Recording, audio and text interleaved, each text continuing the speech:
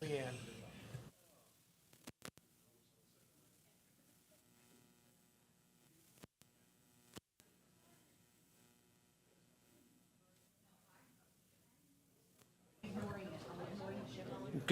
evening, everybody, and welcome to May's caucus meeting. We're going to go ahead and get started. Thank you, everybody, for your patience as we get started. Some exciting news that just happened here a few minutes ago on the track as our girls team, I believe it's back-to-back Tri-Valley champions. So give it up to our girls for their continued success. And don't forget, it was the field, too. Field people always feel like they're shortchanged. Thank you. You're exactly right. It is the track and field team, and I meant that in a very encompassing way. So thank you very much. Absolutely. So taking a look at some personnel items on our agenda coming up for the May 9th, 2023 at 7 o'clock board meeting. Looking at personnel, unfortunately, we have two resignations that are upcoming. The first resignation is Matt Birmingham from the position of learning support teacher. We'd like to thank Matt at the high school for all of his dedication and commitment to Susquenita School District and all that he's done and continues to do right until the end. Matt is going over to Greenwood to be an assistant principal athletic director. So he's coming over to bring his great wealth of experience over and serve in that capacity. The next is Sabrina Garnett. Sabrina has been just an unbelievable teacher for us at our elementary school, and she's going closer to home to take on a literacy coach position at the West Shore School District. We have a retirement, and we wish all the best for Gail Murray as she is put in her resignation with intent to retire from the position of cooperative education teacher. And Mrs. Murray has been with us for 5 years, and we wish her all the best in retirement. Under employment, we have three at this time individuals for employment. We'd like to continue with Marilyn Black as a contracted employee. Mrs. Black has done just a phenomenal job with us, really covering a lot, going on a lot of different field trips, just ongoing and just providing that really needed level of support as an LPN. And she's just an unbelievable member of our community and just a valued staff member. So we're excited that she is in agreement to come back and join us. We also have Melissa Hallman for the position of learning support teacher, and she's joining us, and she has a wealth of experiences as well, and we look forward to adding her to our high school staff. And Teresa Roberts, here locally from Marysville, and has a great level of experience in learning support and is coming over to join us, and she'll be in the capacity of learning support teacher at the elementary school. We have a successful completion of a 90-day evaluation for Joy DeVico as a paraprofessional. We're excited to announce our new head boys basketball coach, Brandon Stackley. Brandon served in the capacity of JV coach for a couple of years and is going to take the realm and really provide some much needed oversight. Jade has done a great job, Wilson, and he's going to kind of take that in a different direction, and we look to bring back a lot of the legacy, history, and tradition under boys basketball. Athletic coaches, there is a litany of athletic coaches all the way to Y, both varsity and JV. It is important to note you'll see several football from K to T on the agenda. And K to T is a combined football coaching grouping. And it's a combined football grouping not to exceed number. So basically what that is the combined amount of positions and payments divvied over all of those different positions throughout. So that salary and matrix was the overall number and then divided amongst the staff members in accordance with our head coach. We also have that split to assistant coaches for boys soccer, that they're splitting that position as well. So you'll see that on the agenda in May 9th, as well as some volunteers. And we're really thankful for our volunteers for coming out, helping and supporting our athletic programs. And that is under the personnel, resignations, leaves, transfers, and employment. Under agenda items, and we have several, we will first and foremost look at some of our financials and go over those financials for next month. Treasurer's report, payment of orders. One of the most important financials for May is our preliminary general fund budget. The general fund budget is set for, and we'll go over a little of that tonight, $36,426,198.31. That is this preliminary budget, and again, it's the preliminary budget with the final budget being approved in June. This preliminary budget has a 0% tax increase associated with it. The millage will be set, and we're working on that since it is based upon formulation from STEB, the State Tax Equalization Bureau. Being a multi-county district, the equalization goes into play, and the millage certainly could rise and fall based upon being a split county, and I will reference that again in a presentation shortly. Election of board treasurer. So we're looking for somebody who wants to continue to be the board treasurer. We have direct deposit to appoint Mid-Penn Bank. We have our meal prices or our cafeteria prices that we'll set for the 23-24 school year. And it's important to note in those meal prices, we have no intention at this time, based upon the calculation and formula from the United States Department of Agriculture as well as PDE, that based on that formula, we do not have to raise our cafeteria prices, and they will stay consistent from previous year. Looking at fund custodians for student fiduciary accounts to appoint our principals as fiduciaries for their approved buildings. We are also looking for contract approval for BCM, which BCM is a direct dial numbers at a monthly cost of $354. Those direct dials are important for certain pieces of equipment that we have within our building, and certain, even though we are going to voice over IP, there are certain elements within our district that we still have to have that direct dial numbers for, and we reduced that number as well. The capital area intermediate unit, that number has increased for special education programs and services. It has increased $278,197.26 from the previous year. A lot of that is related to costs associated with certain needs and related services that students need and we are obligated to provide. We will see a Dreher physical therapy. There's a slight increase of $2,000 from the previous year. That provides our athletic training services for 23-24 school year.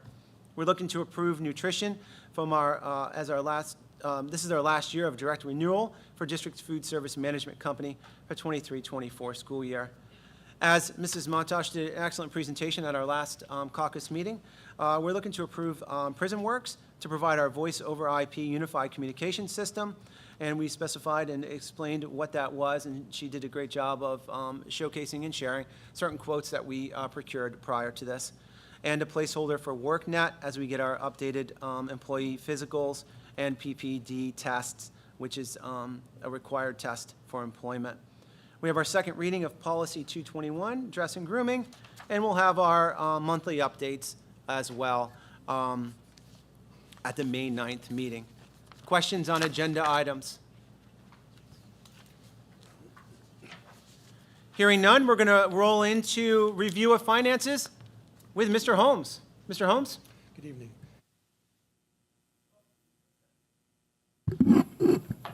Thank you. Good evening. Revenue through April 30th is $30,081,686, which is 89% of our projected revenue. Compared to last year, as of April 30th, we had 86% of our projected revenue collected. Expenditures through April 30th, $27,773,110. That equals 79% of our projected expenses, compared with last year of 77% of projected expenses. As we prepare for the upcoming 22-23 audit, I'd like to make you aware of the delinquent debt and bad debt within the cafeteria fund. The USDA governs the FSA and defines bad debt as when the school has exhausted its measures to collect the money from the student and family, but that money remains uncollectible. The bad debt as of May 1st is approximately equal to $15,332.03, which I'm recommending would be written off. Bad debt is an unallowable expense of the food service account because it's containing federal money and therefore must be restored with non-federal sources, the general fund. We also must return money from the cafeteria account from inactive accounts with positive balances, which we'd be refunding an amount approximately $5,635.82.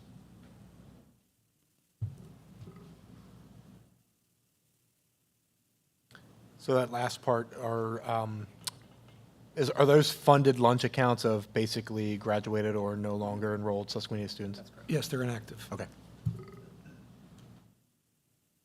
So I think this, certainly when we look at the amount of debt incurred, I think it's definitely a compounded problem. I think over the last 2 years, the prior 2 years, we've been fortunate to have the USDA support and PD support to provide universal free lunches for all students. Therefore, previous debt that was probably incurred or debt that maybe occurred from purchasing a double lunch that may have happened, it wasn't always addressed to its fullest. We are passionate about and dedicated to ensure moving forward that all community members, parents and guardians, are aware on a weekly basis what their accounts are, and therefore we can appropriately take the needed action to procure those funds back into the district. Now I don't have to yell, right? The fan just went down.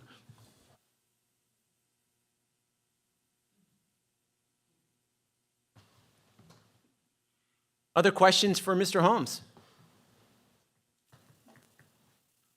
All right, here we go. We're going to move into our first discussion item for this evening, and I'm super excited to talk about our summer opportunities as well as some of our professional learning opportunities. And I'm going to turn the microphone over to Ms. Snyder. Yes, thank you all so much. We're super excited. Several of us are here tonight ready to talk to you about some summer at Susquenita opportunities. I did place in front of you a copy of our latest Professional Learning Trade Day catalog, if you get a chance to flip through that. Tina, did you? Make sure Tina gets one. Thank you. So our Professional Trade Day catalog, this is covering opportunities that are optional for our staff members to take over the summer. And our final catalog was actually released to teachers and staff last week, so we're in the process right now of having them sign up for different opportunities. And these can be synchronous or asynchronous opportunities, lots available for professional growth and Act 48 credits. And we're hoping by this Friday to kind of close that window down for selection so we can start to keep planning for our summer, which actually starts. Our summer sessions actually start May 31st, so it is within the month of May. So we're getting there very quickly. The Trade Day professional learning opportunities will be offered through the window of May 31st through August 15th. So plenty of time through the summer to work on a lot of these asynchronous and synchronous opportunities. I also wanted to make sure to mention, and I have Mrs. Bressi ready to comment a little bit about some of our summer opportunities with our extended school year program for special education. So I know you had some things you wanted to share, Deneen. So extended school year is, we determine eligibility by utilizing the 7 factors through special education. Two of the 7 must be affirmative before we can qualify a student for ESY services. It's hard, you're like, Because you're so quiet. and that kicks back on again.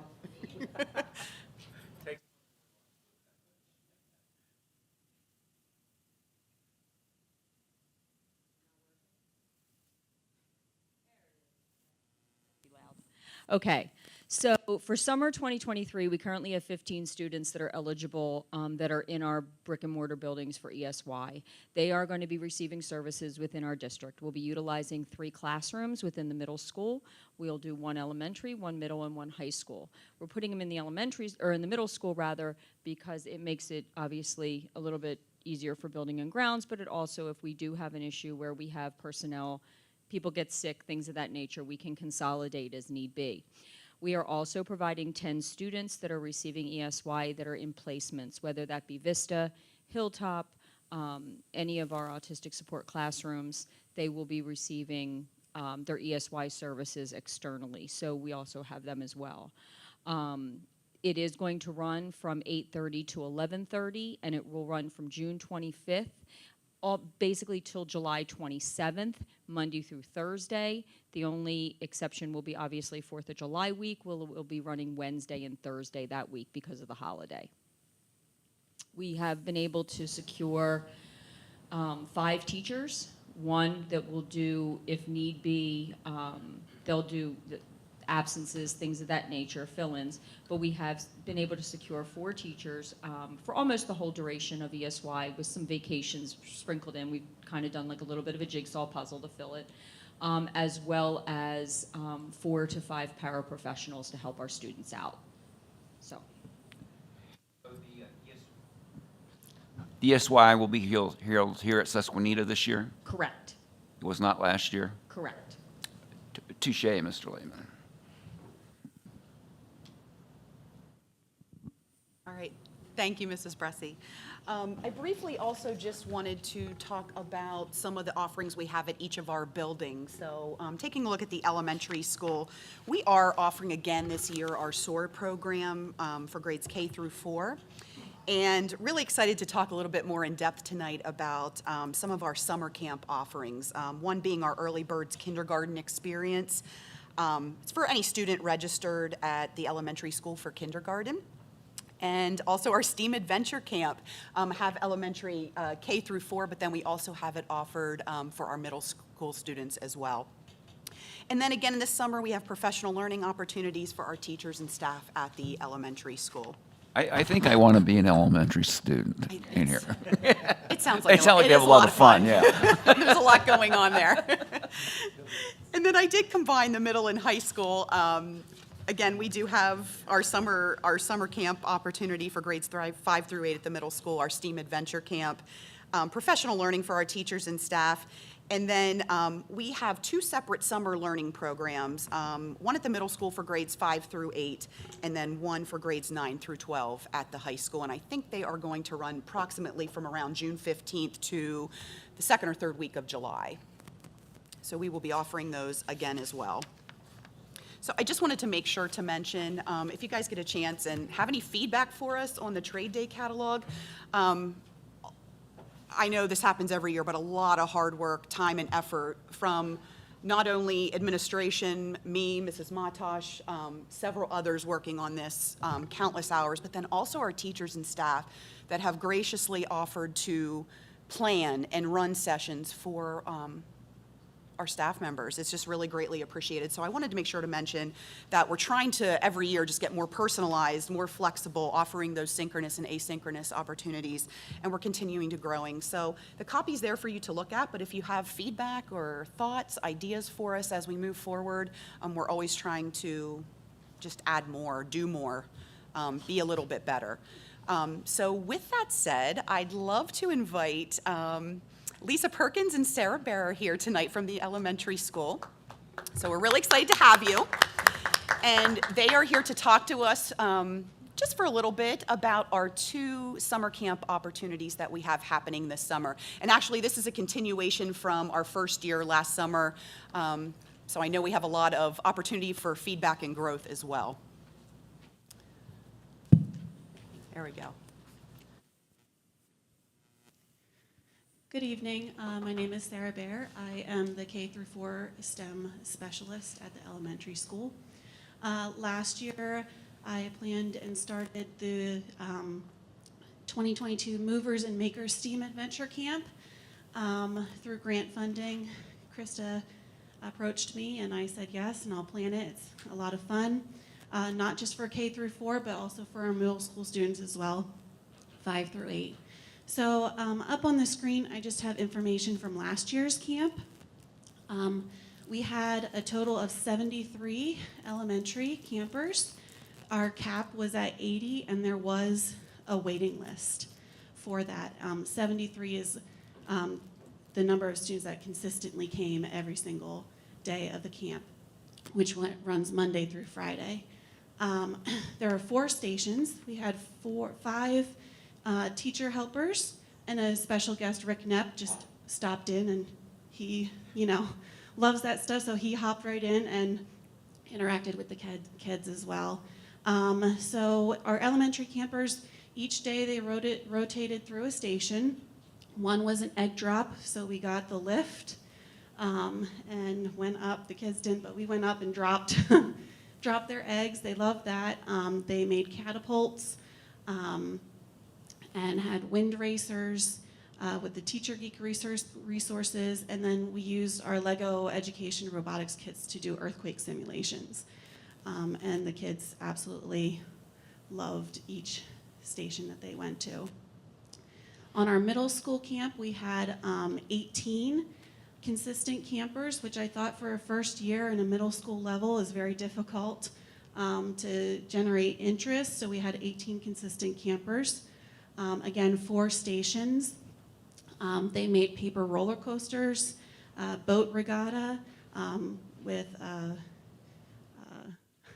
was it the rain spouting? We can, yeah. I look at him because he helped put together the rain spouts. They shut off bottle rockets, which was super exciting, little cap ones. And then they did Lego stop motion animation as well. And all the middle school students also seemed to be very engaged and excited and came back the next day to do the next rotation. So this year's camp does not necessarily have a theme of movers and makers like last year, but different experiences. And registration for that opened up yesterday at around 7 a.m. And as of a few minutes ago, we already have 45 elementary campers and 13 middle school campers signed up. There were a lot of parents that were chomping at the bit, wondering when registration was going to open. I had a parent email at 6:45 yesterday morning, wondering when, what time it would open up. So this year's camp, we're fortunate to have 6 teacher helpers, a nice selection from elementary, middle school, and high school. So we have 3 from the elementary school, Roxanne Baskin, Sam Leslie, Heather Nouse. And from the middle school, we have Gwen Anderson and Abby Fisher. And then Jeremy Brokos from the high school. So there were also a lot of teacher applicants that wanted to be a part of this experience as well. I think I had to maybe like 17 or 18 applicants. And so it was extremely challenging to choose from which every single person was qualified to do this camp. But I was happy to see more from the middle school and high school apply as well. So this year's experience is similar. Elementary's in the morning and middle school's in the afternoon. It is at Susquenita Middle School. We use the cafeteria, the little lobby area outside the cafeteria, the outside portico right there. And then this year we'll also be using the gym. Because for our middle school, we are using drones this year for that. So elementary, we'll have a science camp that will do different experiments. Robotics camp, we'll have our Dash robots that I use at the elementary school. We'll have a creative cardboard camp that'll integrate arts and mechanics. And then an engineering camp, they'll build air racers using the Teacher Geek resources as well. And middle school, they'll also have a science camp, robotics camp, a drone camp, and then their engineering camp will be a hydraulic claw this year. And again, it'll be 4 days, and they'll be put in groups, and they'll rotate through each one each day. So every student will get an experience, every one of those experiences. This opportunity has been an awesome experience to plan and coordinate and work with other teachers. And it could not have been done without the grant. And I know that funding is running out. And as you can see, like with that in 40 or 24 hours, not even 24 hours, we have the elementary camp more than halfway filled. And because we have more teachers, if there's a waiting list, there's an opportunity to open up part of the afternoon sessions for elementary as well if there's waiting lists for that. So I'm hoping that this program can continue because the kids love it. This year, I didn't get a chance to last year, but this year I'll provide a feedback survey for participants so that we can show the level of interest and engagement and to prove that it is worthwhile for our kids and our children and our students both at the elementary and middle school, and it's worthwhile. So hopefully we can continue to have this opportunity funded, and it's free for our community. So that means everybody can participate without having to pay anything to get in. So if we can provide that for our students and our community, I think it'll be a great benefit. Thank you. Thank you, Mrs. Bear. Thank you for everything. And I get really excited, right, when we talk about STEM and we talk about those 4 strands of build, code, design, and create all being implemented in that short period of time, but yet keeping the kids moving through. Thank you. I want to say, Mrs. Bear, that do you know who Jalen Hurts is? Football player. He's really good, so they give him millions of dollars to play. If you were a football player, you would be like Jalen Hurts. That's you're an education here. Thank you for all you do. Well, hi, everybody. I'm Lisa Perkins, and I am one of the Title I reading teachers at the elementary school. I've been here 24 years, so you might have seen my face. But I have taken on the Early Birds program. I've designed and coordinated and planned all the lessons. That's what I did last year, and we're going on the same theme this year. We did space, shooting for the stars, to do that community connection, to get our little kids that are coming into our community comfortable with what we see in the elementary school. We have a big elementary school. It can be overwhelming. So this opportunity that we're offering the families, the children, really gives them some time to adapt before they get all of the kids coming into the building. So it's a really nice connection that we've seen. So I want to talk a little bit about what happened. But before I do that, I want to give you the books that the children will be receiving for free this year. So I'm going to pass them along so you can see. There's some quality books going on there that every child will get for their family. So looking at my recap for the 2022 season, you can see we had 6 days of programming. We had 72 children enrolled, which was a really nice number.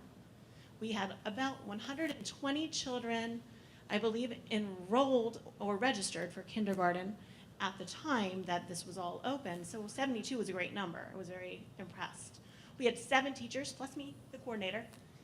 And we decided to do a space theme because children love the idea of the stars, the space, and planets. And we had lots of fun activities that basically talked about regular classroom routines, locations within the school so they felt comfortable, bus safety, motor skills, literacy, and math. So we packed a lot in during that morning time, but we kept them moving, which is important. We also did some home connection letters and activities that we sent home for the families every day to try to make our connection to our community important. And everyone last year received a free book daily with some ideas to talk about, talking points, so that there could be a connection for them. So that was last year. The next slide you're going to see is some pictures from last year. Definitely we had lots of interaction and some color, some themes, because we wanted to draw them in and get excited. And boy, did we have excited little 5-year-olds, let me tell you. They kept us hopping. This year, you can see that we have some new adventures planned. First of all, we changed it to 4 days of programming. The reason that we did that, we had a survey at the end of the year, and we talked to the teachers that taught the program, and we talked to parents. And last year we did 2 weeks. Because we don't have Fridays here at the school during that time, we did 6 days and we broke it up into 2 weeks, but we asked those families to commit to all 6 days if they were enrolling in the program. A lot of the parents said that was hard for them. They had vacations planned, things they wanted to do before their little ones got ready for school. So we added time to our day, and now we have 4 days of programming, and we're able to stay just a little bit longer. So we're excited about that. The teachers that wanted to teach this program were also excited about that because they can get back to their rooms and start getting ready. So another exciting bit that you can see there is we have 5 of our kindergarten teachers that are coming in to teach this program. Last year I had 2. Last year I had to really recruit. This year I had to turn down for teachers. So The kindergarten teachers felt this was a worthwhile program. They liked what they saw. They were happy that some of those kids felt more comfortable. So we were moving in the right direction. So I have 5 teachers that are ready to support it that are kindergarten teachers. I was really happy about that. We have 7 teachers total, and we're ready to move. We're going to incorporate more gross and fine motor skills because we found that that would help them. It was something that we noticed when they came in. They weren't really ready for some of those little things with the pencils, the crayons. We're just going to do some fun activities to get them comfortable with those activities there. And of course, we'll have the free books that are going to be sent home and resources for their families trying to do that connection. In looking at the surveys that we had, the nice part was the families said they really liked the papers that were sent home. They liked that connection, and they wanted to know what was going on during the day. Because I don't know if you know that when you ask, kids what they did during the day, nothing. Well, they had some talking points. So even starting off with those little 5-year-olds, we were ready for that. We have talking points. Another new thing that we did this year is you can see for our registration, we actually, for kindergarten registration, we're ready to roll the program. So as soon as the parents came in and they filled out their paperwork, we talked about this early bird program, and they were ready to enroll. We were ready to accept that day if they were willing. So in looking at that, they have until July 10th to get there and to register for us. But currently, we have about 1/3 of the parents that came in to look at the registration already registered for the program. So we have about 37 families that have said, yep, we're ready. So I'm impressed by that. And they have time, and I'm going to send reminders because we all need those. But I'm very excited to see that. So I think that really this program gives us that connection to the community. And that connection is really important, especially when we have families that maybe have never been into the Susquenita community, and we want them to feel welcome. So that's my job and my hope.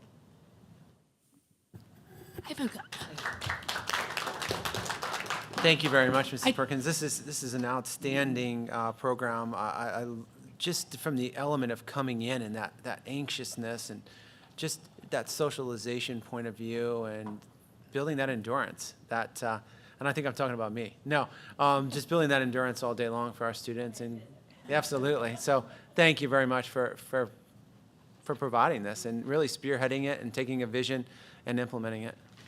I just have a quick question, Ms. Perkins. When you said that you have more kindergarten teachers that are involved in it this year, when the students come in, are they assigned to the kindergarten teacher they're going to have? Yes, To I help- did that's that good. last year because when I saw that we had our 2 kindergarten teachers that were going to be there for the program, I assigned the children that would have them as a teacher into their rooms. That way they felt comfortable, and the families got to know those teachers. Yeah, so now this year you'll have This year I'll 5. have 5. That's awesome. Yeah, it's So that'll great. be a good connection.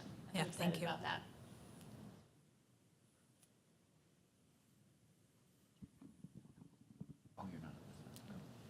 Thank you very much. Once again, great job. We appreciate all that you both do on a regular basis, and excited to continue to bring that summer alive and bring those great activities onto our campus. All right, next up, Mr. Colstock, as we continue with our enrollment feasibility study. Again, beginning to kind of land that plane as we talked before about some certain options and that could very well be put into place based upon our feasibility study that occurred. And again, everything that we do right now, we're collecting information. And that's really what this study is about. And I want to rehash the word study. We're studying the overall feasibility and enrollment that entails within our district, and gaining and collecting a plethora of information to allow us to let the dust settle, think, and then make any needed action that we may want to thereafter. So, Mr. Colstock, I hope I set the table up nicely for you, sir. The floor is yours. Thanks. So the update this month is the last time that we met, we reviewed a few options. I believe that we had 7 of them for you. And if you recall, we did those, we put those so that we were grouping the schools together. So option 1 was bringing all the schools up to current construction standards. Option 2 was address educational program deficiencies. We've had a little bit of a shift in how we've laid out these options. So I just want you to kind of keep that in mind when we're reviewing these. So we also put estimates together for those 7 options that I showed you last month. We've also had some discussions with the administration, and we've developed 5 more options.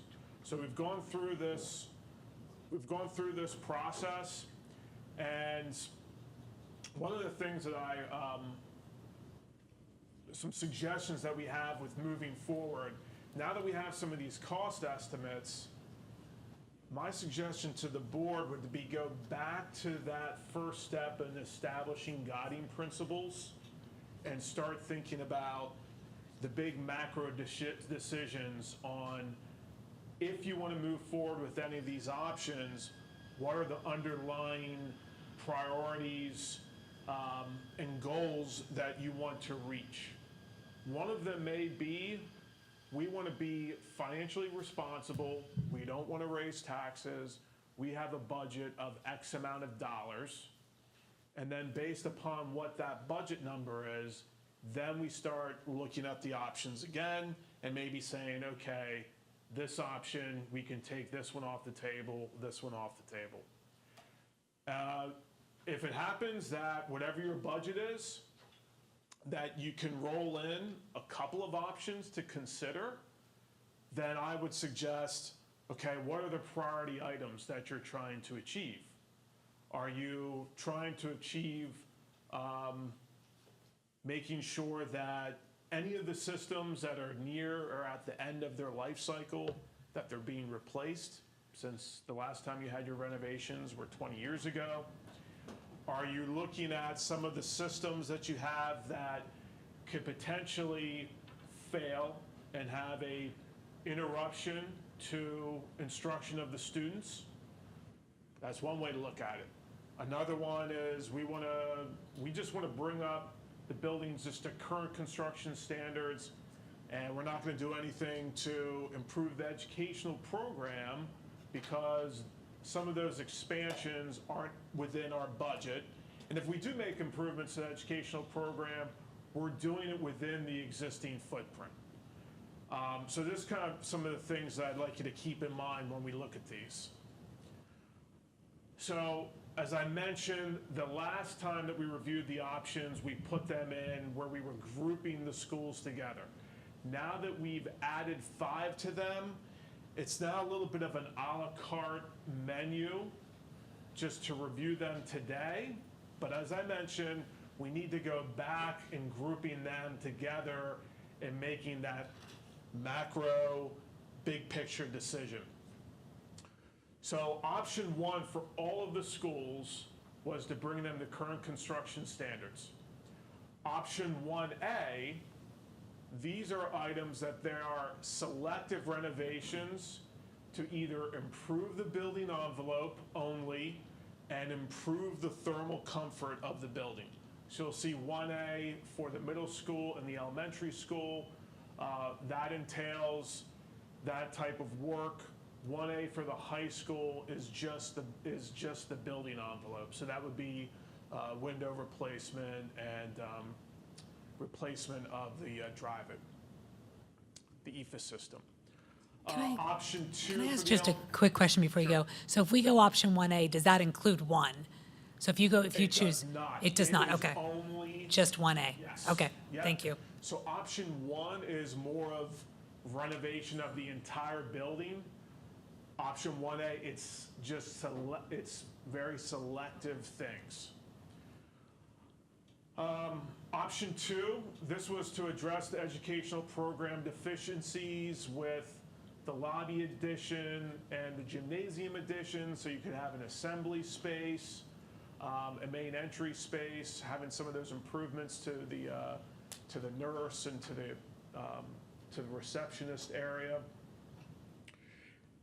This was also addressing improving the natural daylighting and just moving some classrooms around and working within the existing footprint. Option 3 is addressing those deficiencies, but we're adding classroom addition to try to maximize the most amount of classrooms to receive natural daylight. Now, there is option 3A in talking with Dr. Fox. This does not include the classroom additions that option 3 does. This is just the new lobby and administration area and the gymnasium. And then option 4 is new construction. We talked about that. We developed the educational program to help determine a total square footage to come up with an estimate. I already went over option 1 and 1A for the middle school and for the high school. Option 1A for the high school, again, that's just for the building envelope. Option 2, we reviewed this last month. This was to address the educational program deficiencies with the music department, the drama department, relocating the weight room, and this required some building additions. But option 2A is, can we do this without building additions and just reconfigure, reuse existing space within the building?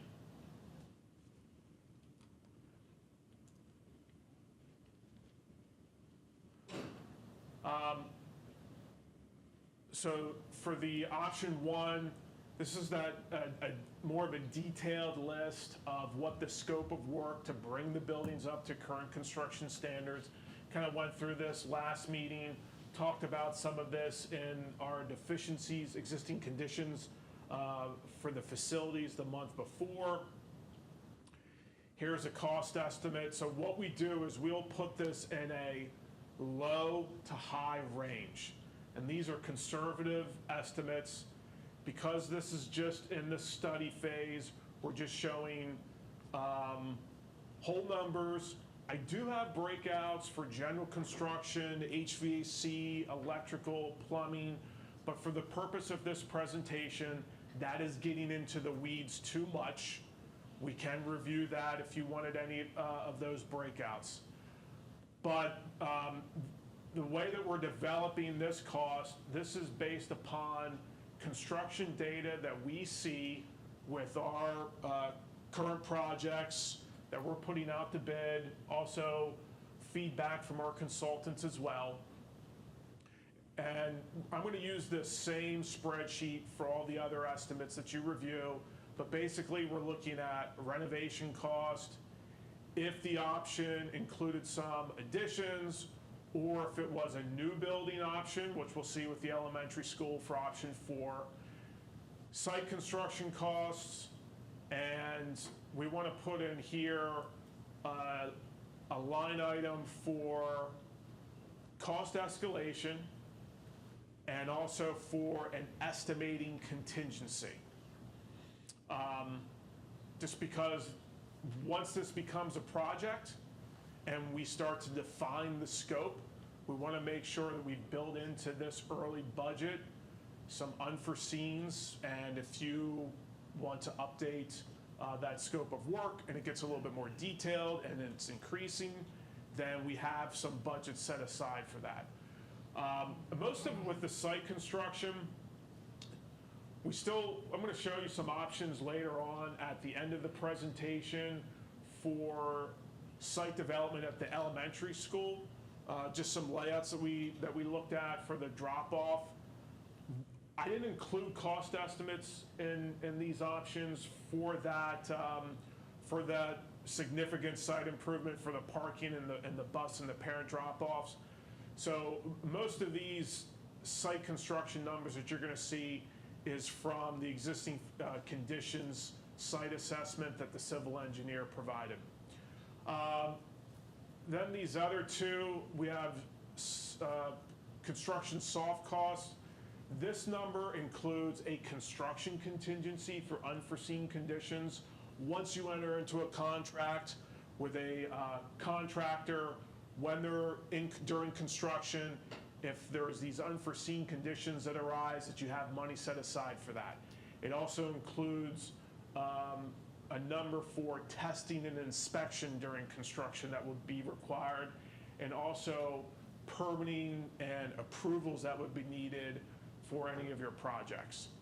And then the last one are other project-related soft costs. So this would be maybe for due diligence of having surveys and other investigations done. We talked about your water piping lines. One thing that we would recommend is having those scoped and a video taken so we understand what those conditions are. It also includes your design professional fees, financing fees. If you wanted to have a furniture package or replace equipment within the school, that we're setting aside cost for that furniture package. So these are very conservative numbers. So this is option 1A. Option 1A, what this includes, as I mentioned, improvements to thermal comfort. So the first thing that we would want to do is a replacement of the HVAC system in its entirety. One of the things that would have to be done, ceilings removed. So rather than reusing that existing ceiling, putting the ceiling in, putting a new ceiling in. So what we're anticipating when we look at the color coding is with the gray, the light gray, all of those classrooms would receive new ceiling. Also the dark gray, that area, and the corridors in yellow. So wherever there's a ceiling that's occurred in most of the spaces, that replacement. Also replacing the domestic water because of the conditions with the pinholes coming in, also having some type of water treatment as well. This also includes not just the mains going down the hallways, but also the branch lines going into the classrooms, going into the restrooms. And then having fixture replacement, plumbing fixture replacement as well.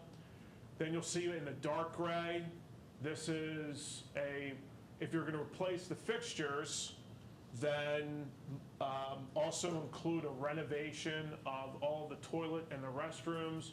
So that would include the plumbing fixtures, toilets, sinks, the flooring material, the stalls.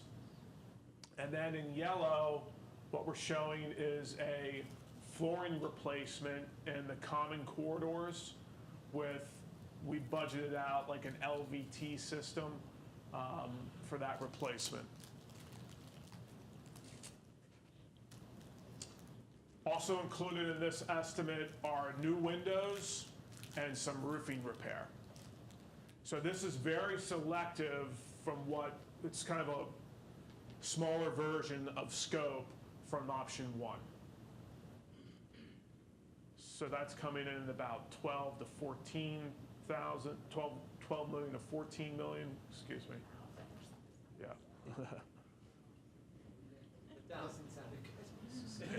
Yeah, I'd buy that in a heartbeat. So this was option 2 that I showed you last time. The reason why these diagrams are color-coded, it's showing areas of light renovation. We kind of talked about this a little bit at the last meeting, where you're just going in, you're replacing casework, ceiling, flooring material, painting. The areas in dark gray, this is more major, extensive renovation where we're going to have to knock down existing partitions and reconfigure the space. So there is a higher cost associated with that type of renovation. And then what's highlighted in blue is the new addition. And then the cost estimate for this. So it's 32 to 35.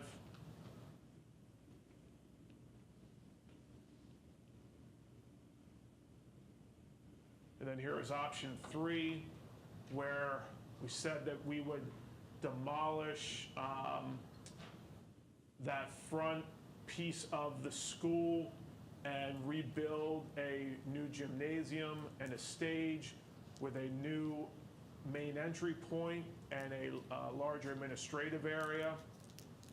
And then the additional classrooms, and then also the renovation in the existing school. and that was between 35 to 39. And then for option 3A is don't do the classroom additions. Just do the renovation of relocating music to that LGI, because we're going to lose some classrooms with this new addition.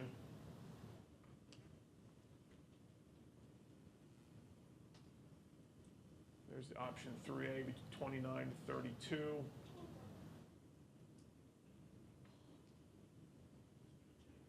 And then option 4, this was the new construction option, 46 to 51. So this is what districts are, when we look at these numbers, the question is always, do we renovate our existing buildings or are we going to replace, if it's coming down to that for you? And then what is that delta between the two? How much renovation work does our existing schools need, and how much does it cost? And if that new construction cost is close enough to that, then that's when districts decide to do a new building. And then the middle school, for option 1A, there it is. So there's that list of what all that renovation would include, and 24 to 27. And then option 1A, same approach as option 1A for the elementary school, new windows, roofing repair, HVAC, and domestic water replacement, new flooring, and new ceiling. And that costs between 12 to 14 million. And then for the high school, again, there's that list. Go back to the slide before that. Sure. It says elementary school on it. Is that just a typo at the top? I think that's a typo, yeah. I'll double check that.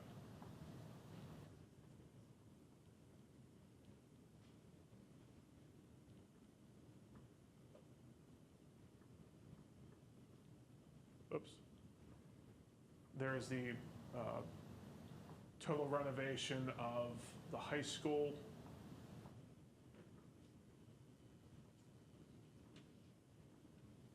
And then option 1A, this is the window replacement and the drive-it replacement with a metal panel. And just for those exterior improvements, roughly $3 million. And then here was option 2, where we relocated the weight room or the fitness room, and then repurposed that to the music and the drama department, and then had an addition so to make sure that students didn't have to leave the school to get that space, and also added some additional storage.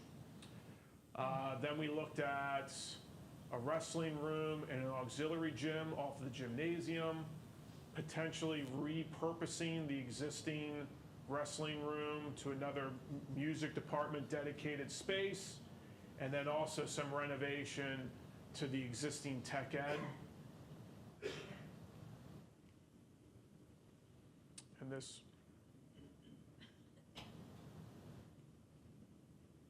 so this includes all of the renovation in option 1, plus those additions at 43 to 47.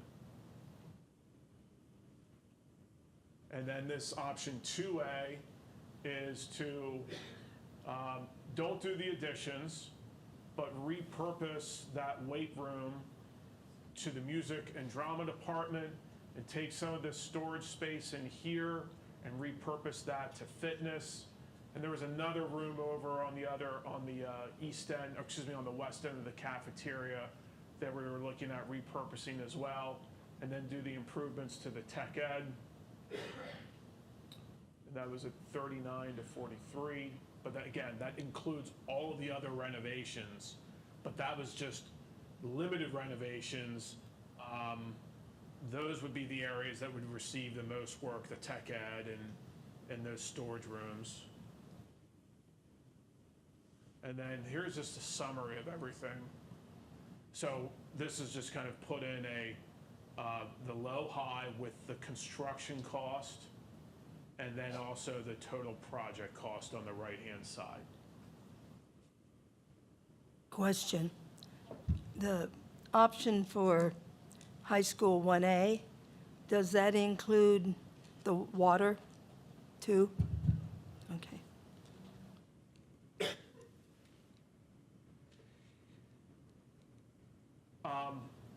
The water conditions at the high school were not as severe as the elementary and the middle school. And just for clarification, when we say water conditions, it's not the quality of our water. the piping. We're talking about the pipings, the domestic pipes. And sometimes, like in my house, the copper piping gets oxidized over time and creates little tiny pinholes, and those pinholes can eventually break if you don't take care of them. Yeah, And it's the I haven't taken care of them. So before I continue with this, with the next part of the presentation, which is the bus and the parent drop-off sketches that were developed, I mean, any questions on the cost estimates and how do we start taking some of these options potentially off the table? What would you like to focus on? Maybe some future discussions about if you're going to move forward with something, is there a budget number that you would want to work with? And then do you develop options based upon that budget? So I don't think we are really respectful, and I'll just speak for us as a whole, quite there yet. We want to see the numbers, then we want to kind of let the dust settle a little bit. And we've got some important elements in June to get through with our final budget. And then I think we want to take some time and reflect on some of these and see what direction we want to take moving forward thereof. And one thing I think that this board has done an excellent job of as a collective group is getting and collecting all information and really continuing to ask important questions before moving forward with anything. So I think that's currently, I think, the direction, if I can speak for all of us, that we will take and continue to look at this holistically as a study. Construction costs, right? We've all seen that. We've all experienced that, residentially. And I think commercially, there's probably an element to that.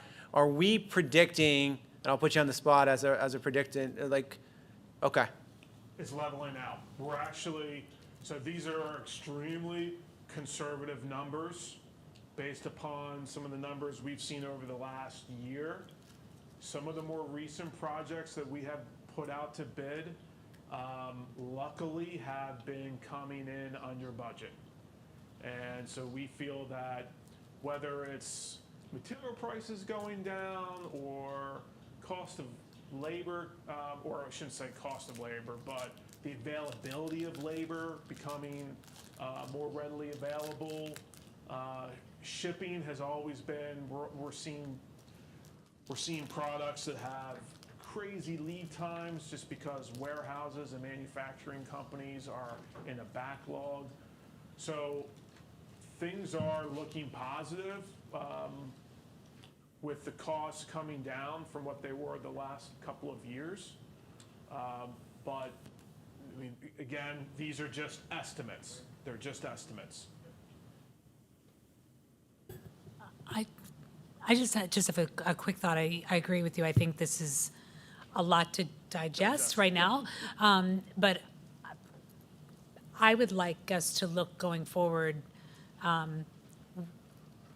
what is it that do we feel comfortable in borrowing and build from that, as opposed to saying, well, I want this, and by the way, that's what this is going to cost. Because that's not the way I would do business in my house. I don't say I want the BMW, but I really can only afford the Toyota RAV4? And can I even afford the Toyota RAV4 to look at our budget? That would be kind of where I would like to look at us moving. And like you said, really kind of taking the time to look at that part and then come back and say, okay, what can we do for this money? Yeah. Yeah, I mean, if I can offer a suggestion, what a lot of districts will do is they will look at their borrowing capacity, how much they can they borrow without increasing taxes. And that is where they start. And then based upon your priority list, kind of like those guiding principles on things that you want to see improve in your facilities, what are those top priorities, and can they fall within that budget? And one thing you also have to remember is when you start replacing some of these systems, there's a domino effect. Like Dr. Fox and I were talking about this. It's, when you replace HVAC systems and you have to get up above the ceiling and now you're tearing the ceiling out, do you really want to put the old ceiling back? Things like that.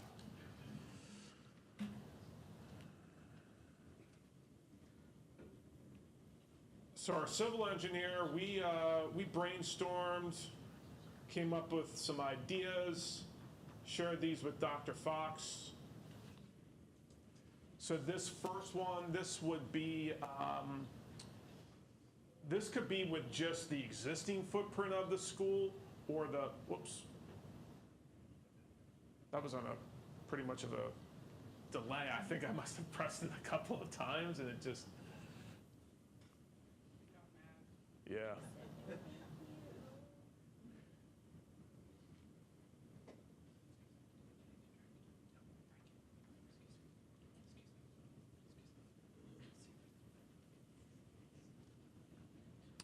Yeah, the first one after site improvements. Thank you. So this layout would work with the option 2 with the gymnasium addition, or this could also work with no additions, just with the current layout. So we talked about trying to have a separation of parent traffic and bus traffic, and especially in the morning, so that the parent drivers aren't backed up along Susquenita Drive onto Route 15. So this is the main entrance into the building, and from here what we're doing is creating this divide or this plaza, this walkway that helps create that separation between a bus drive and then a parent drop-off, so that you could potentially have these parents queue along Susquenita Drive in both directions and then come off of this driveway right here. So they have this long queuing. So this sidewalk would start here and then wrap all the way around. Is that a new entrance there? Yes, this would be a new entrance right here. And then we would reuse this existing one. So students could get dropped off right at the main entrance, and then similarly at dismissal, if depending on how you operate now, we want to talk with the faculty and the administration on what the protocol is. But you could eventually have several cars pulled in, and then dismiss students, have them staggered, and then have the next set of cars moved in. You'll see that we have some parking in this area as well. And then for the buses, now again, a lot of this is just a concept, this is just an idea. A lot of this is based upon with this waterway right here, what we can do with, if we can go over it. But this would bring the buses down to Schoolhouse Road to try to avoid congestion of using the same driveway onto the elementary school site.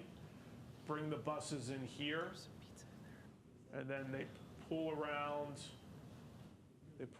here and they park in these chevron spaces. What's that? Yeah. That's a garage, yeah. So this, I believe you have 22 buses. So there's 22 spots right here, and then what happens is, you can see this is like a bus and its turning radius. Then they peel out and they go one at a time, and they go back out onto Schoolhouse Road. And then some additional parking down on this end that could potentially be faculty parking. If they're coming back out on Schoolhouse Road, yeah, they're gonna have to take, they're going to Duquesne, they're gonna take a right there, and they're going to go where? They're gonna go right back into where the parents are coming out of? Yeah, but they'll be going in the opposite direction then. But yeah, and I mean, Well, the parents will be coming out. Coming so they're in, gonna yeah. come up, Yeah. but I believe right now you kind of have a staggered, Parents are gone, in the afternoon, the parents are gone. Right. yeah, They get They out pick up 15, early. 20 minutes early. earlier, yep. They'd have to come up on the school, or they'd take the hard right, Susquenita Drive, to get out on 15. Yeah. That's the 180-degree turn. Yeah, right here. Right here, yeah.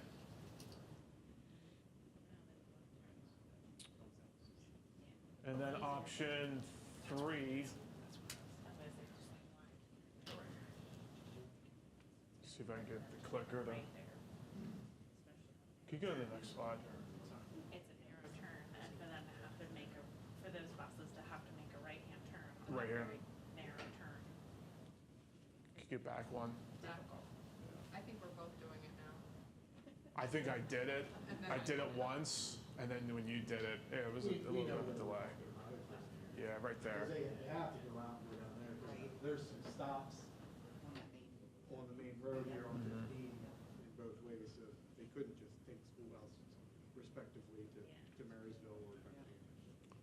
And then in this option, so the bus drop-off, same configuration, the plaza, same configuration, but without that gymnasium coming out into this lawn right here, create more of a queuing line and a drop-off for the students.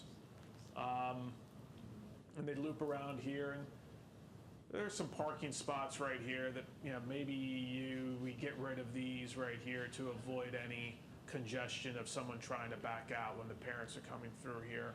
But we were able to get a little bit more parking in this option than the previous options. But again, it's, trying to keep that separation of parents and buses apart from each other. Could you reverse those and have the buses go in where you currently have the parent cars and have the cars and the parents dropping off on the other side? Because So you're saying if the parents came over Yep, here, the parents come in off of Schoolhouse and keep the buses off of Susquenita Drive? Yeah. Because then you would eliminate the issue that we're talking about with the buses still needing to get back out to 15 because of going in either direction for pickup. And you would also eliminate that if you have parents dropping off, it's much easier for the cars to maneuver on Schoolhouse to be able to go maneuver down either here. direction to get back out to 15. And you push them out further, then they're not messing with the buses for drop-off and pickup on 15 right there by the bus route. yeah, we could look at that. Yep. Because the buses don't really need much as far as parking. They usually just line up and drop off. So that could be condensed in essence, and you might be able to use. What we envision, so we understand that right now, the bus is kind of like idle over here until a certain time in the afternoon. What would be ideal is if all the buses can just come into the elementary school site and park and wait for the students to dismiss. So along here, if we flipped it over, we're just taking this and mirroring it, and you see there should be enough from this point to that point. It's close to being equal to that distance, and even if, can you go to the previous slide? Yeah, you could have some that they would have maybe 2/3 of them along the driveway here, and then the other third right there. Can you, Dr. Fox or someone, it's just been a while since I've been in elementary school. I get it that so for the high school, middle school, the buses start at the high school, they come down, and then you're saying that they park here and they idle here at the middle school? High school buses go to the middle school to pick up, and then from the middle school, they leave. And then they come back. And according to when they arrive is how they're staggered and staged. So that way, the buses are in order for dismissal purposes when our elementary students go out. So sometimes they might get back a little early, so they wait in the middle school area. Okay, that's what was, okay. But then, okay. That's where I wasn't sure where they were idling. Okay, thank you. We can certainly look at flip-flopping those, and if one of these options, if you were to move forward with one of them, you know, this is the kind of thing that would have to be taken to the township and reviewed with the township, that they potentially would want some type of traffic study done to help, you know, make an informed decision as to, you know, what's the best location for the buses and the driveways and the cars coming in. But I think the overall idea is here that if we can get across this waterway with a new driveway, that there's plenty of opportunity to create that separation between the buses and the parents. Now as a school, can a school request a traffic study, or is that something the township has to do, or? The township would request it. Well, the only reason being, I mean, not for, I would be interested to see a traffic study of our roads at the school, regardless of if we implement this, just between this congested area and between the road at the high school, and with the quality of the roads around it, that people are using our roads instead of the public roads. I would just be curious in general to see if that's an option, that we can do that even before we discuss this. You know, because we've all said, well, we see that, you know, occasionally traffic gets backed up and everything, but if we had actual numbers that we could actually put into thought when we come to looking at the price of these things and everything, I just didn't know if that's a possibility for us to do a traffic study of our own roads. I mean, we certainly could. I think, and you could speak to this, but I think traffic studies are a little costly at times and can be. That's what I didn't know. Yeah, I believe they can be. Yep. Is that fair? Yeah. Because that, yeah, I mean, even if, then it might not even be worth it. I just didn't. And the other thing that you would hate to have happen is if you did a traffic study and then you moved ahead with an option, and then you took it to the township, and they want different or more information, and then you have to do it again. You know, it's probably best sometimes to wait to see what exactly information they want to know, and then base your services with whichever agency that you hire to do the study, based upon the requirements of the township. Any other questions?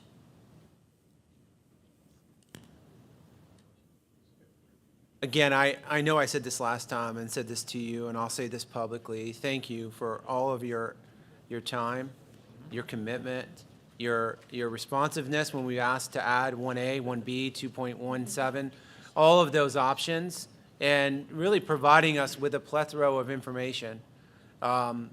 This study has been robust, and it's been a good experience, and really an incredible experience for us just to, again, take really a deep dive at the look of our facilities, and really a study of our enrollment, which is really what started the conversation for us initially as well. So thank you. Yeah, you're welcome. So what we will do is, you have all the presentations that we've provided you. We're then going to put all of this information into a booklet that you can use. And then, you know, you can, if you decide to not do anything, at least you have items that are documented. If you decide that you want to just maybe do capital improvement projects, then you have an outline for Scott that he can decide, okay, we should tackle this, and we'll do this as summer work, and this is the summer work for next year. And it's not uncommon that I'll have districts that will consider and let this soak in for months. And I'll hear from them 6 months, 8 months, 10 months later that they say, you know what, we came up with another option that we want you to look at. And we just kind of go through it again. But thank you for. And please, if in fact you hear, because sometimes we're the last to hear, I know PlanCon is still a requirement for us to complete, but if PlanCon funding certainly gets put back into the mix of some sort, I think that reimbursement is always a great attraction to get and recoup funds back to the community and back to us. Nothing yet, but we're tracking that. Thank you. Okay. All right, thank you. Thank you very much.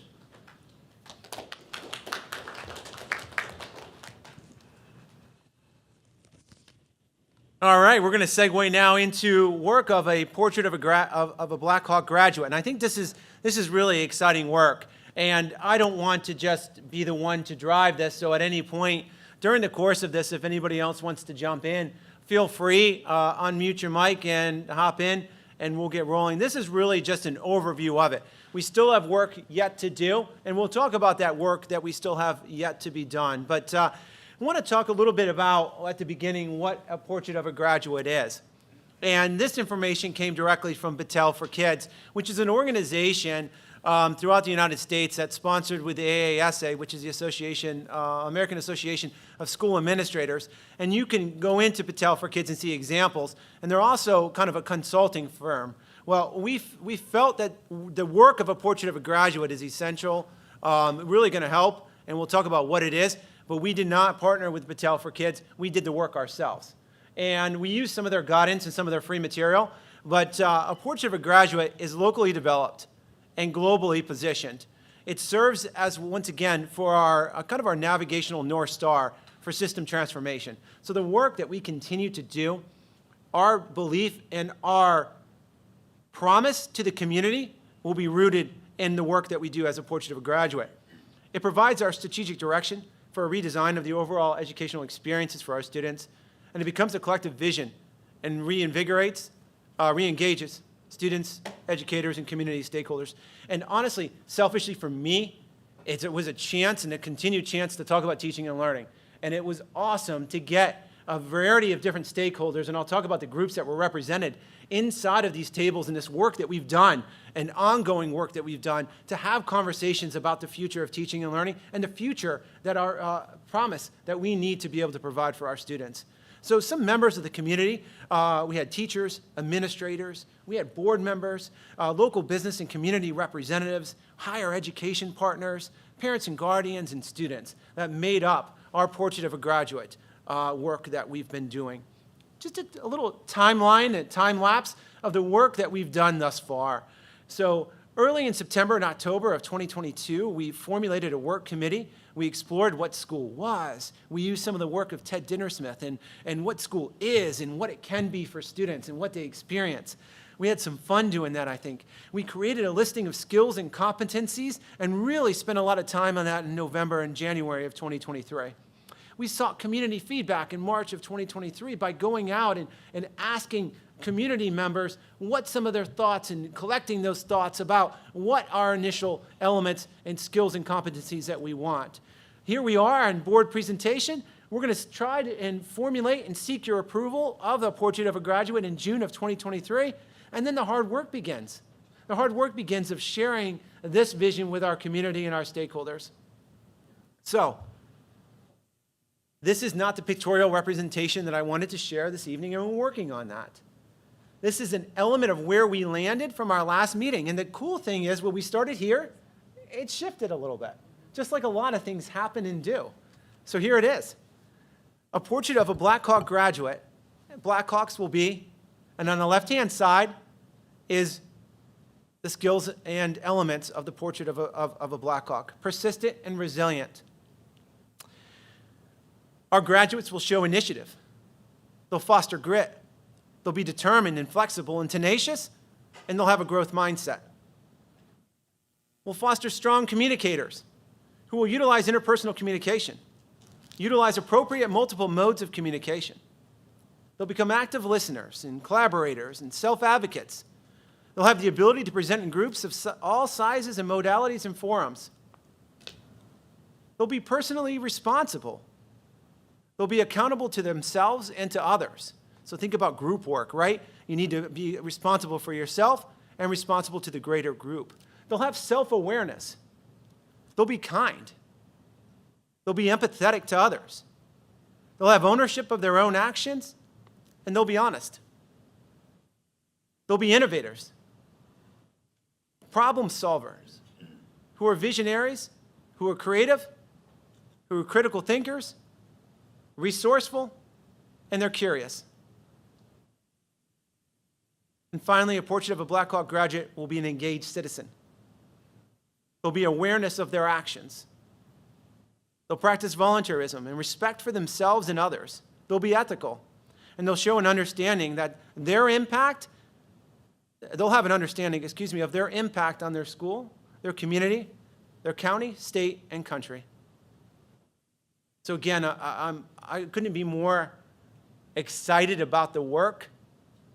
And these go beyond just the core standards that we teach. And these go beyond the lessons learned. These are embedded within it. And if you certainly are out in the community and once this is finalized, you want to hire, and you will want to hire, a Susquenita graduate, because these are the skills that we're going to embed, practice, and engage with to prepare our students for college and career readiness. So here's some of the next steps pertaining to this work. We're going to develop a graphic depiction, because what better way, right, than to have a visual representation of this? We're going to look for your approval of this. We're going to then work, and the hard work begins of sharing this out with our community. And it's not just me. I'll carry the banner, but all of us will carry the banner for our work that we're doing. Then we're going to work on, wait for it, a portrait of an educator. And we're going to use that when we begin for onboarding. We're going to do that when we begin with our professional learning. We're going to do that when we begin our hiring process and recruiting. And we're going to do a portrait of an administrator, including, all of us. What do we look for? And how do we thrive for that? And what are skills that we can do and goals that we can build off based upon the work that we're doing? We want to integrate an upcoming curriculum work, and we want to create partners within the greater community that we have. That, in essence, is the work we've been doing for a little over a year on the portrait of a Black Hawk graduate. Questions?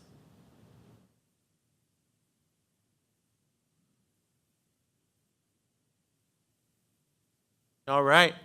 We'll share more. Look forward to sharing those pictorial depictions and representations. And now we're going to dive into our last element, which is just a budget overview as we gain and continue that momentum for our May 9th preliminary budget.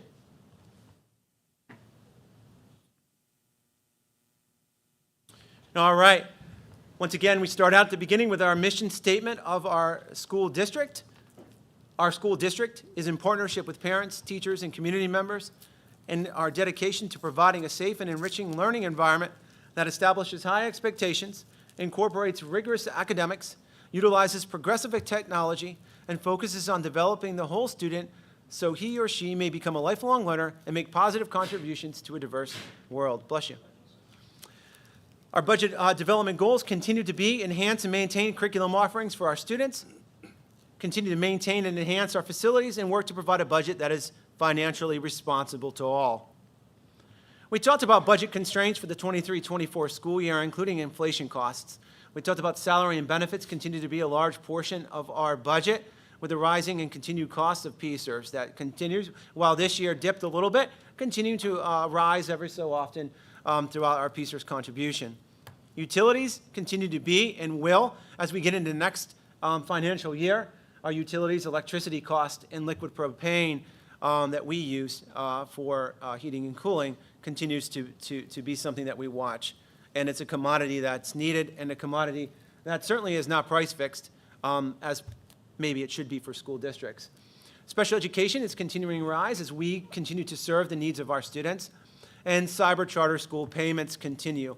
I believe it was pre-Corbett, the Corbett administration during that time It was around 34% that school districts were getting back in reimbursement for cyber charter payments that they would make into schools, and that was cut during that time, and it hasn't been refunded and regained. Even if that was provided, would be a small, nice little incentive back to us. Our historic cyber charter numbers, I won't hash on those too much. New budget item highlights, we talked about those as well. We're going to continue to look overall at our budget expenses. It's $36,426,108.31 is the preliminary budget. Our drivers, health insurance increase, we've done a good job of really, and I think our staff has done a great job of being consumers of health care at 6.2%, which is the smallest in our consortium. Salary increases, something that, again, we're watching as the 2025 collective bargaining agreement comes into play, as well as the 2024 Act 93 agreement, and special education increase of placements and related services to meet the needs of our students. Expenses chart as we look, here's a breakdown of those as well, and it just shows the coloration of the majority of expenses that we put in, when you break down that in that pie, where our costs mainly are driven by. Revenue is $34 million.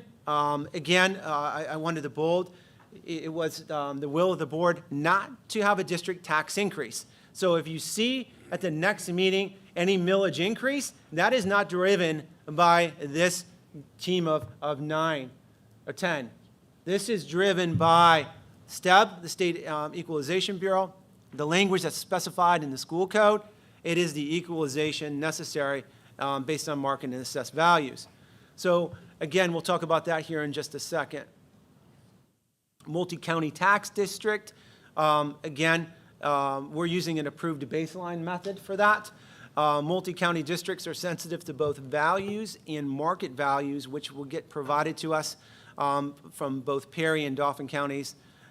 Usually several times before we get that finalization, we get that final number, that we work through a very complex formula.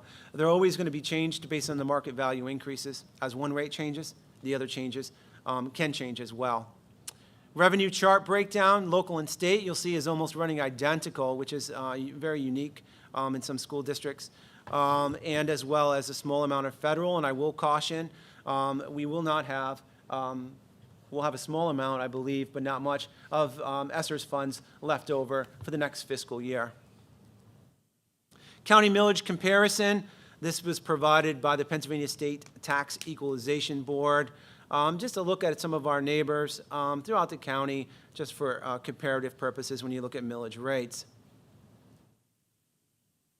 Budget comparison from last year, the nexus and change is about $434,402 increase from the previous year, 22, to our previous budget, 23, to previous budget, 24. I believe that represents that our team, and it's not just one person, it is a team. Our team of teachers, our team of administrators, and our total team controlling costs, and that is a total team effort to do so. Preliminary budget overall, the budget does not include any basic ed and special education funding increases that the Commonwealth of Pennsylvania could include, and that's important to note. We will not include anything that we are not guaranteed yet. There's speculation. There's a lot of good movement around. We are continue to do what we can to advocate for that, but until we get closer, and we won't hear about that, probably a little bit, maybe July, maybe June, as things start to get closer, as the sessions go back in at Harrisburg. We're hoping to hear more specifics, but we did not include that in here. We'll utilize, it's important to note, we will utilize uncommitted fund balance for the 23-24 to generate the revenue needed to balance the budget. We cannot operate as a school district in a negative balance or a deficit. So we have to inject and use fund balance, which is like our district savings account, in order to be able to generate revenue. We may have to uncommit funds from a specified area prior in order to be able to uncommit, and therefore we'll be able to balance revenue and expenses. I'm going to skip over the historical overview and go more to the budget to actual. This is a representation of previous years as to where we are at with revenue, expenses budgeted, and actuals that came in.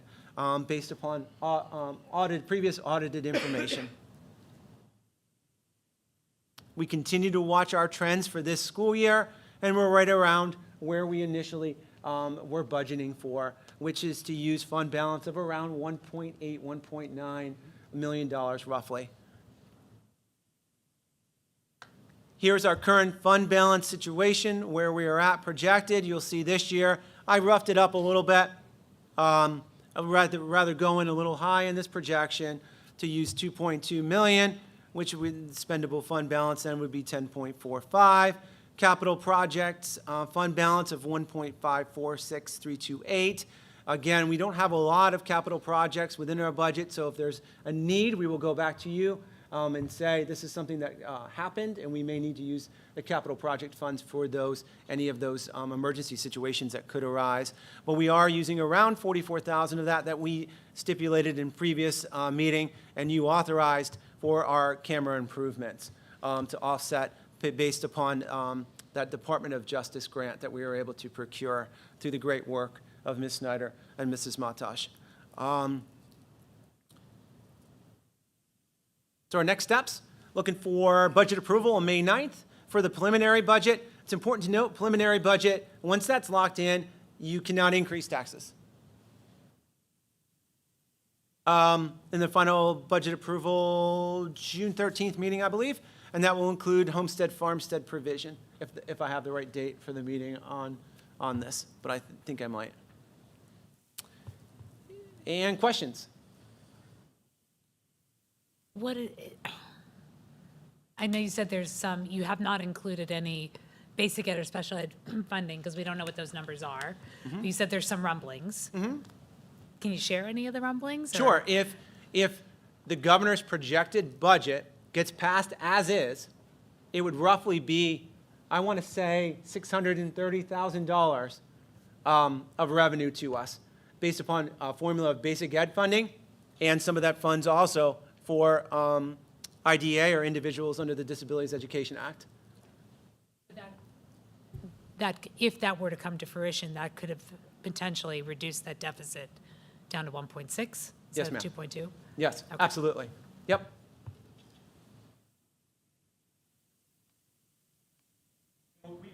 We'll certainly watch that closer as that comes. We're excited about that, hopeful of that. We know that certainly is a start. We're not 100%, as a school district, and as a school district that relies on taxpayers to really drive continual improvements and needs within a district, we need more funding and assistance and help, especially under the auspice of IDEA. That was when it originally was developed, was supposed to be fully funded, and they fell very short, the federal government, on fully funding it.